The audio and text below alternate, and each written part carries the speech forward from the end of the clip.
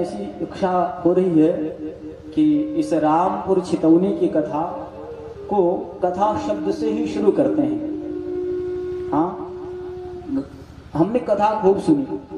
हाँ, अभी कहेंगे फलाने महाराज जी से सुना था, वहां अयोध्या वाले आए थे, काशी वाले आए थे, वृंदावन वाले आए थे, खूब सुनी। क्या यथार्थ में विचार करिएगा कि हमें कथा शब्द का तात्पर्य पता है? कथा मतलब क्या होता है? हाँ, कथा मतलब क्या सेठ शेठानी की कहानी? हाँ, या शेरो शायरी चुटकुल्ले? आजकल लोगों की अपेक्षाएं होती है, अभी कथा में जाएंगे, महाराज जी शायरी बोलेंगे, चुटकुल्ला बोलेंगे, आनंद आएगा, चले जाएंगे। हाँ, क्या कथा मनोरंजन का साधन है? विचार करिए। हाँ, मनोरंजन तो हम लोग नाना प्रकार से कर रहे हो। टीवी है, हाँ, आजकल डीजे में लोग बजाते हैं मनोरंजन करने के लिए। अनेकानेक क्रीड़ाएं हैं, खेल हैं, गेम इत्यादि है, मोबाइल में लोग खेलते हैं, सब मनोरंजन के साधन हैं। विचार करिए कि क्या भगवान की कथा भी हमारे लिए मनोरंजन का साधन है? अगर हमने भगवान की कथा को भी मनोरंजन का साधन बना लिया तो हमारे मन का भंजन कैसे होगा? विचार करिए। जो मन में क्लेशाक्रांत भरा पड़ा है, दुख दौर्भाग्य भरा पड़ा है, हाँ, ईर्ष्या, काम, क्रोध, लोभ, मोह, मद, मात्सर्य इत्यादि कचरे भरे पड़े हैं, वो कैसे साफ होगा? अगर मैंने भगवान की कथा को मनोरंजन का साधन बना लिया, ये कचरे कैसे निकलेंगे? हाँ, क्या भगवान की कथा मनोरंजन का साधन है? हाँ,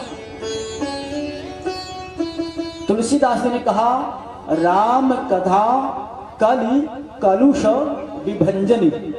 भगवान की कथा कलयुग के कलुषित प्राणियों के क्लेशाक्रांत को दूर करने का साधन है, मनोभंजन करने का साधन है, मनोरंजन का साधन नहीं है।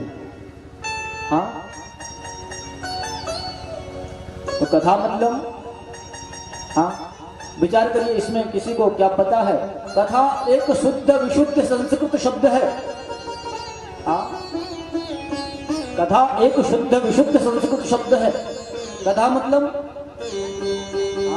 कथा को जब हिंदी में समझेंगे ना तो कथा का तात्पर्य होता है कैसे।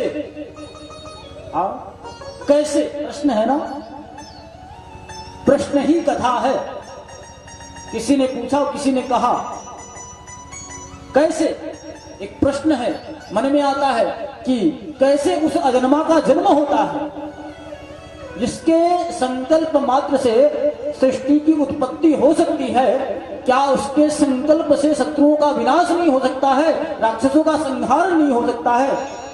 वो क्यों अवतरित होता है? क्यों अवतार लेता है? क्यों पृथ्वी पर आता है? कैसे आता है? प्रश्न है, कैसे, कैसे उस अजन्मा का जन्म होता है? कैसे आप्त काम, पूर्ण काम, नयनाभिराम भगवान श्री राम कौशल्या मां के पुत्र बन गए? कैसे? प्रश्न है ना, कैसे?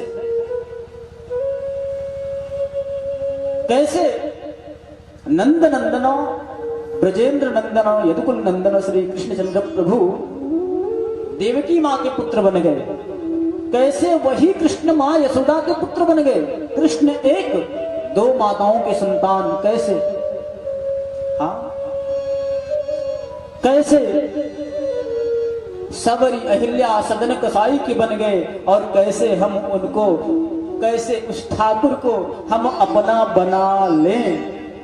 यही कथा है। हाँ, आज से हम आप 8 दिन यही सीखेंगे कि भगवान को कैसे अपना बना लें।